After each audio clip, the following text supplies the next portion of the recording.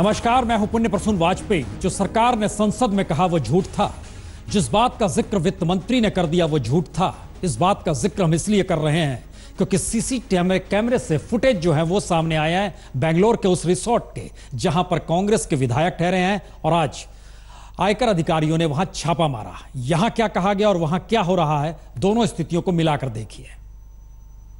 दरअसल बैंक ने जो यहां पर जो होटल के जरिए जो जारी किया गया है सीसीटीवी कैमरे का फुटेज, उसमें हर कमरे में दस्तक आईटी के अधिकारी दे रहे हैं और हर तरीके से जिस बात का जिक्र हो रहा है क्या ये डराया जा रहा है। और यह भी बड़ा महत्वपूर्ण है कि ऊर्जा मंत्री कर्नाटक के जो शिव कुमार हैं, उन्हीं की मेहमान नवाजी में सारे लोग वहां पर हैं, यानी मेजबानी वही कर रहे हैं।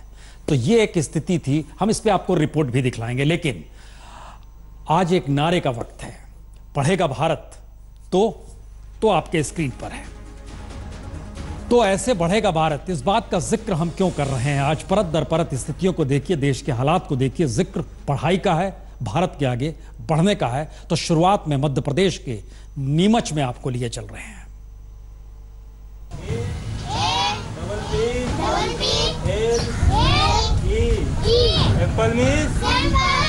ए से एप्पल, एप्पल मतलब सेब का फल। जी, बच्चे पढ़ रहे हैं, अच्छा लग रहा है। बेड में गल्ला है ना। तो पढ़ेगा इंडिया तभी तो आगे बढ़ेगा इंडिया, नारा भी अच्छा है और नारे के पीछे सोच भी अच्छी है कि देश का कोई नौनिहाल शिक्षा के अधिकार से वंचित ना हो जाए। तो आसमान तले पेड़ के नीचे, जी पेड़ के नीचे तो राष्ट्रपति कोविंद ने भी 5वीं तक पढ़ाई की। तो इन बच्चों को पढ़ते देख सवाल ये नहीं, जब राष्ट्रपति पीपल के पेड़ तले पढ़ते थे तब तो भारत आजाद ही हुआ था और अब 70 बरस हो चुके हैं आजादी के। तो क्या विकास छूमंतर है? जी नहीं, सवाल इससे आगे का है। दरअसल इन छोटे छोटे बच्चों से ही सुन लीजिए, अगर खुले आसमान तले पेड़ के नीचे पढ़ते हुए पानी पड़ने लगे तो ये बच्चे कहाँ जाएंगे पढ़ने? क्या नाम है आपका? बंटी। कौन सी कक्षा में पढ़ते हो बंटी? तीसरी में पढ़ते हो। बंटी एक बात हो, तुम्हारा स्कूल कहाँ लगता है? मुखलपुरा में लगता है। किस जगह लगता है स्कूल? बाथरूम में लगता है। तो अभी यहाँ कितने दिन से लग रहा है? 2 दिन से। 2 दिन से अभी बाहर लग रहा है। बाकी दिनों में कहाँ लगता है? बाथरूम में लग रहा था। तो क्या होता है, पानी गिरता है तो तुम लोग कहाँ पढ़ते हो? बाथरूम में पढ़ते हो। तो सुना आपने, बारिश हो जाए तो गांव के सार्वजनिक शौचालय में कुछ इस तरीके से बच्चे बैठते हैं और पढ़ाई करते हैं। पहली से चौथी क्लास तक के 20 बच्चे इसी तरह पढ़ते हैं। और आजकल तो बरसात का मौसम है तो शौचालय में कमोवेश हर दिन क्लास लगती है। और गांव में एक ही टीचर है, कैलाश चंद्र जी, जो खुले में सांप बिच्छू के डर से अक्सर इसी 4 दीवारी में या कहें शौचालय में बच्चों को पढ़ाने ले ही आते हैं, क्योंकि शिक्षक को लगता है बच्चे हर हाल में पढ़ें। मैं अच्छा पढ़ा हूँ और यहाँ के बच्चे आगे निकले और यहाँ पे जैसी व्यवस्था है वैसे मैं स्कूल चला रहा हूँ। कभी पेड़ के नीचे, कभी उस छाया के नीचे, कभी कहाँ। तो गांव का शौचालय ही बच्चों का स्कूल है और इस गांव का नाम है मोकलपुरा, जो मध्य प्रदेश के नीमच जिले की मनसा तहसील में आता है। तो डेली आ रहा है पर सुविधा नहीं है, बच्चे आते ही नहीं है। बारिश का मौसम रहता है, शौचालय में ही पढ़ा रहे, वहीं पढ़ाया जाता है। हाँ, अभी भी वहीं पढ़ाया जा रहा है। 2-4 साल से पहले हमने मकान दिया था, कुछ एक छोटा सा था, उसमें हमने सुविधा की है। और बाकी अब उसमें इतना बड़ा बीम हो गया, वहाँ सांप का डर रहता है, तो बच्चों को काटने का डर रहता है, सर को डर रहता है, मान लो अचानक उस बीम से सांप निकल जाता है। जो इस गांव के दस्तावेजों को टटोलिएगा तो 5 बरस पहले ही यानी 2012 में ही यहाँ प्राइमरी स्कूल की स्थापना हो चुकी है। लेकिन स्कूल है कहाँ, कोई नहीं जानता। हर कोई सिर्फ इतना जानता है कि शौचालय ही स्कूल है। और ये सवाल जब एसडीएम से किया गया तो उन्होंने इस पर संतोष जाहिर किया कि शौचालय का कभी शौचालय के तौर पर इस्तेमाल तो नहीं हुआ है। वहाँ पर ये बात सही है कि शौचालय वहाँ पर बना हुआ है एक, और वो थोड़ा बड़ा है, लेकिन जहाँ पर बच्चे पढ़ रहे हैं वो रेगुलर उस बिल्डिंग में नहीं पढ़ रहे थे जहाँ जो शौचालय ही बना हुआ है, लेकिन वो उपयोग में नहीं आता है कभी। तो मनाइए मोगलपुरा के 20 बच्चों को स्कूल मिल जाए, क्योंकि देश का नारा तो यही है, पढ़ेगा इंडिया तभी तो आगे बढ़ेगा इंडिया। नीमच से आकाश चौहान, आज तक। देश के कुछ दूसरे राज्य के दूसरे स्कूलों को दिखाएं एक बार फिर, जरा ध्यान दीजिए, तो ऐसे बढ़ेगा भारत। क्योंकि जो पढ़ाई कर रहे हैं वो तो स्थिति आपने देख ली, लेकिन कल्पना कीजिए जो पढ़ चुके हैं उनकी हालत।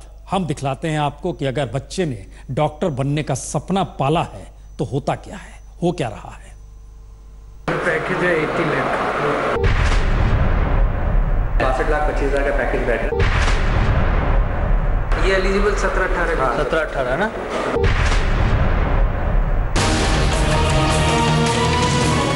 जी, दुकानें सज गई है, बोलियां लग रही है, जेब में पैसे हैं और बच्चों को डॉक्टर बनाने का ख्वाब है तो मंडी में दुकानदार तैयार है। बना लीजिए बच्चों को डॉक्टर, चाहे नीट के एग्जाम में नंबर आए या ना आए, चाहे सुप्रीम कोर्ट का फैसला सख्त हो कि नीट की मेरिट से ही एडमिशन होंगे, कुछ नहीं चलता। चलिए सिलसिलेवार तरीके से आपको इन दुकानों का वो सच दिखलाते हैं जो पूरे एजुकेशन सिस्टम की ही पखिया उधेड़ कर रख देता है। ये देखिए, भारत सरकार के स्वास्थ्य मंत्रालय की ये चिट्ठी है।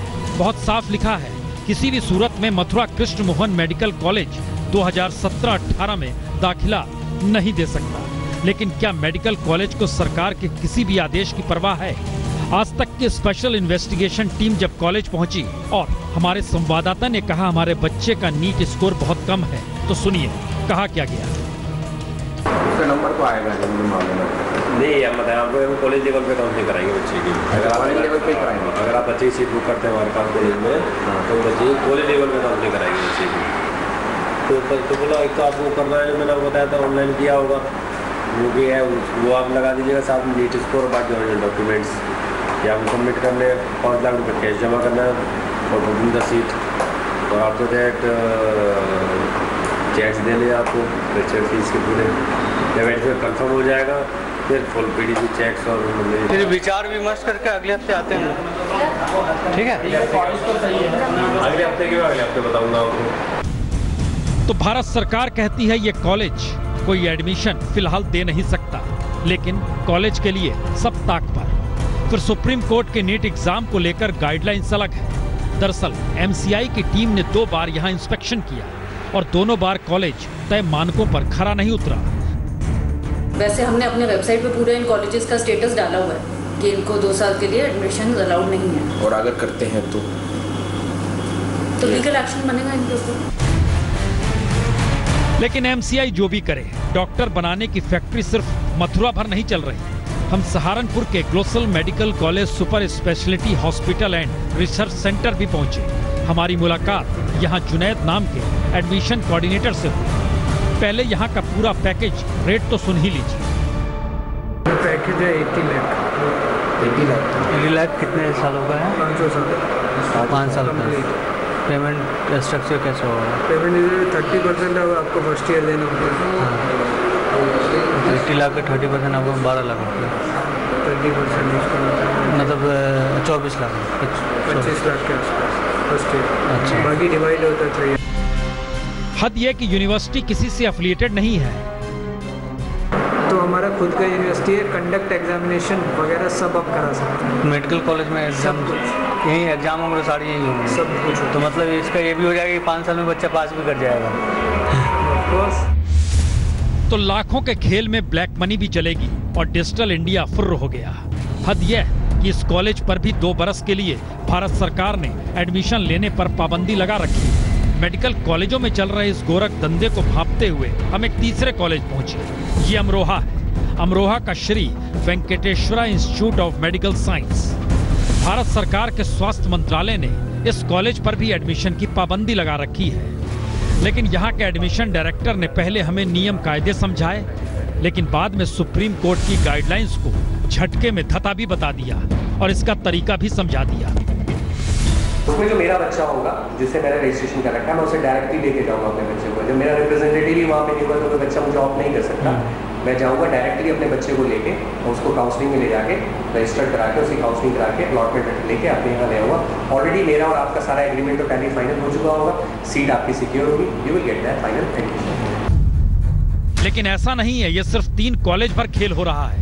दरअसल सुप्रीम कोर्ट के दिशा निर्देश के तहत तो 67 कॉलेजों पर पाबंदी लगाई गई है। किस किस राज्य में कहां-कहां आपको ले चले वो लिस्ट दिखलाएंगे जरूर, लेकिन पैसे का खेल जो चल रहा है और कॉलेज में पढ़ाई हो ना हो, मान्यता हो ना हो, लेकिन देश का एजुकेशन सिस्टम जिस तरीके से पैसे पर फल फूल रहा है उसमें दोष दीजिएगा किसको। हिजबुल्लाह के साथ नितिन जैन, आज तक। और अब वो लिस्ट हम आपको दिखलाते हैं, जरा ध्यान से देखिएगा। हर राज्य की लिस्ट है, हर कॉलेज का नाम है, स्क्रीन पर आपके आ रहा है। कहीं यहां एडमिशन ना कराइएगा, क्योंकि लाखों मांगे जाएंगे, डिग्री देने का वादा किया जाएगा। सबसे ज्यादा उत्तर प्रदेश में ही है 13 कॉलेज, लेकिन कुल 67 की लिस्ट है, तो उसमें पश्चिम बंगाल के भी 5 कॉलेजों का जिक्र है। इन तमाम जगहों पर एडमिशन लेने से कोई फायदा है नहीं, क्योंकि इन जगहों की कोई मान्यता है नहीं, लेकिन बावजूद इसके 3 से 5 साल यहां खपाए जाएंगे। तकरीबन हमने जोड़ के निकाला तो 50 से 80 लाख तक के बीच में यहां पर पैसे दिए जाएंगे। उसके बाद कौन सी पढ़ाई, कौन सी डिग्री, लेकिन चूंकि मेडिकल काउंसिल ऑफ इंडिया ने अपने वेबसाइट पर यह दिया हुआ है कि इन कॉलेजों में आप एडमिशन ना कराएं, लेकिन किसे फिक्र है कौन सी स्थिति है। सुप्रीम कोर्ट नीट के जरिए स्थितियों को परखना चाह रहा है, लेकिन कहां किसी को फिक्र है, क्योंकि राज्य दर राज्य ये हालात ऐसे हैं जहां पर इस तरीके से मेडिकल कॉलेज है और मेडिकल कॉलेज चल रहे हैं, एडमिशन के नाम पर पैसे लिए जा रहे हैं। इस साथ कल पता नहीं क्या हो। केस है, काफ़ी जो डिबार हुए हैं कॉलेजेस, तो लोकल भी उसमें से एक है। तो भी कोर्ट में जो है वो पेंडिंग है हमारा अप्रूवल जब तक नहीं हो जाता है तो तब तक तो एडमिशन नहीं ले रहे हैं। ये तो gross violation of the order of supreme court होगा। सुप्रीम कोर्ट ने ये कह दिया है कि काउंसलिंग जो है स्टेट अथॉरिटी ही कराएगी, कोई प्राइवेट मेडिकल कॉलेज काउंसलिंग नहीं करा सकता। चलिए, अपने अपने तर्क हैं और कैमरे पर आकर इस बात का जिक्र किया जा रहा है, लेकिन पीछे क्या गोरख धंधा हो रहा है ये हम आपको दिखा चुके हैं। लेकिन जिक्र तो फिर वही है, तो ऐसे बढ़ेगा भारत। लेकिन उससे पहले की लाइन अगर पढ़ेगा तो ऐसे बढ़ेगा भारत। तो देखिए एक दूसरी तस्वीर।